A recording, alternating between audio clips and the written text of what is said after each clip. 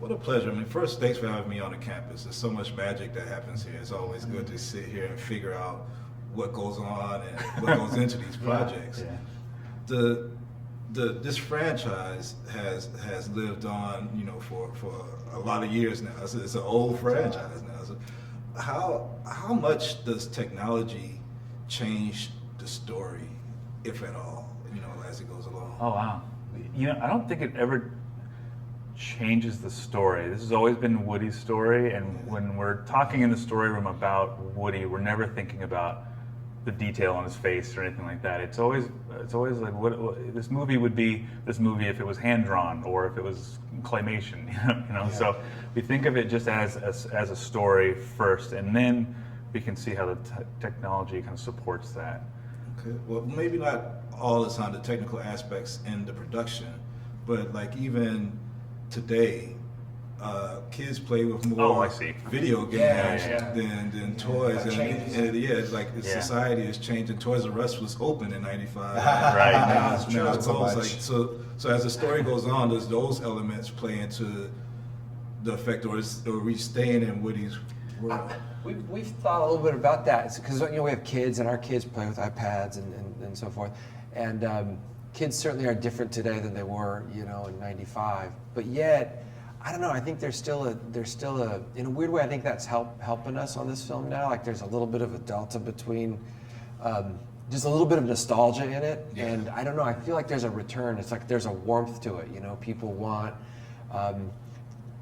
Just the purity of playing with toys, you know, and it's funny. It's like our kids have iPads, but they also have toys. My kid like takes pictures of her toys with her iPad. Like there's this weird, you know what I mean? Like they've merged it in a weird way. There's like this fusion of it. My kids don't hug their iPads when they go to bed. It's stuffed animals. Toys are like your first friend, you know, when you're a kid. As you talk to your teddy bear, whatever it is. So I still think there's a connection there. And anyway, we hope that's what the and an imagination, right? Our kids have such imaginations, and that's still true today. And so the creation of Forky by Bonnie in this movie, I think, is really reminiscent of what we observe often in our kids, where they'll take craft supplies and they'll spend an afternoon just making stuff. Yeah, I think that still holds up.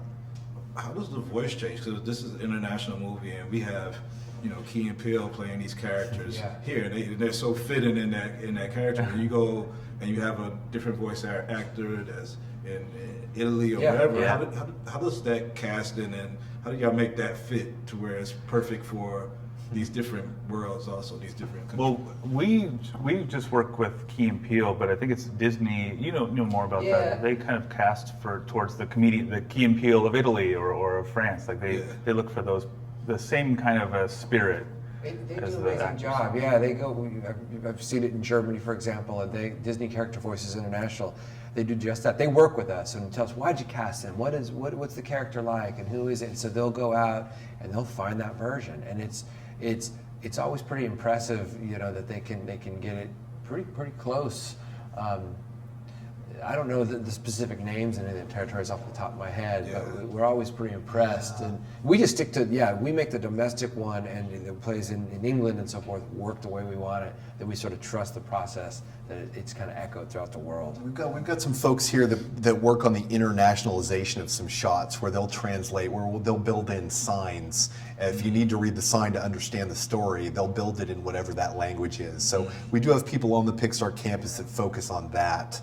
But in terms of the voice casting, that's often done in those territories. Okay. You guys have been known for these shorts that are attached to the projects also. Is there going to be a short attached to Toy Story 4? You know, there is not going to be a short attached to Toy Story 4. We love shorts, and we're still making shorts at the studio. We've got the Spark shorts that we're now making, some of which are on YouTube, and we're making some for Disney Plus. You know, what it takes to make a short is a pretty massive effort with a lot of people involved. And our primary business is really making these feature films. And so the truth is, we've got these films lined up, and it didn't allow enough people to be freed up to make a short for this one, because so many people are focused on the features. But shorts are still a part of this place, and we're going to keep making them. Right.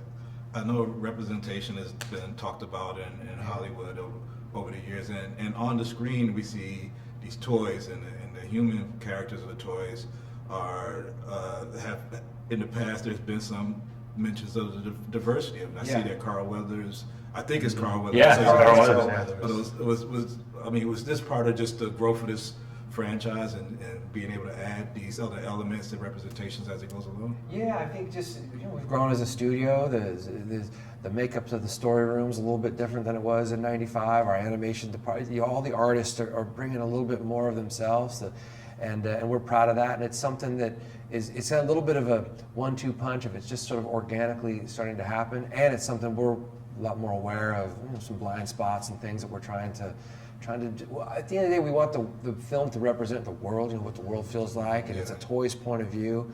But even for example, in the classroom, the scene Bonnie goes in the classroom, like we just kind of looked at the parents and the kids and just thought, well, what's it look like when I take my kids to school, and what do the parents look like? Just so it's not, quite honestly too, back in 1995, we probably had not a lot of budget for the humans, so we had like 3 base models for the change a couple of T-shirts and hope no one. And now we can kind of feather that out a little more accurately. That's one of the things I'm really proud about in this film is actually the background characters. They're so diverse. They look. We have these huge crowds in the carnival and everything, and nobody looks exactly.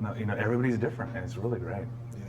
Well, I love the project. My kids love the Toy Story project. So cool. I'll keep on doing them, even if kids stop playing with toys. I think Maybe we'll help that not happen. thank you for your time. Oh man, thank you. It's really nice Thank you. talking to you. Thank you. Yeah, Thank you so good much. talking with you.